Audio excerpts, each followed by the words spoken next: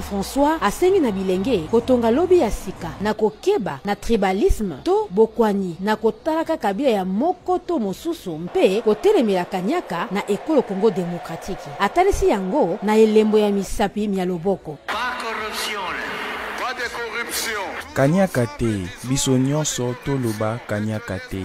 Komiti kate kolonga na mabe. Nakanisi lisusu litatoli ya elenge lokola bino Floribert Bwananjui abomamaka ekokisi bongo bambula 15 azalaki bobele na mbula 26. Abomamaki pona kopekisa kokota ya biloko ya kolia ya kobeba oyo ekokaki komema bokono na nzoto ya bana mboka. Akokaki pe kotika bilei yango kokota moto kote alingaki koyeba pe alingaki azwa misolo kasi azalaki moklisto abondelaki mpe abanzaki basusu mpe aponi kozala sembo.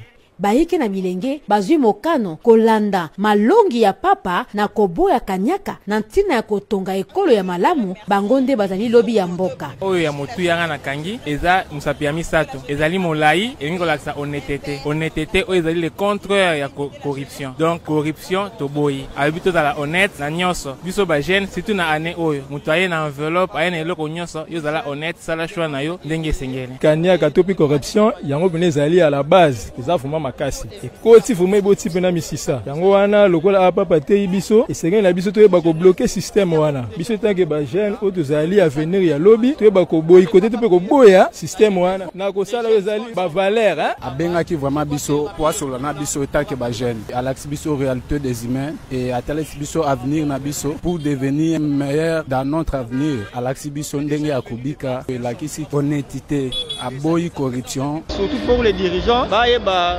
kozala motema ya bomoto po bakama malamu bato bazali kokama biso ba peuple na bango ba éviter corruption balinga mingi réconciliation sama. Nathalie Sekabuoro Simurabiye, VOA Afrique Kinshasa.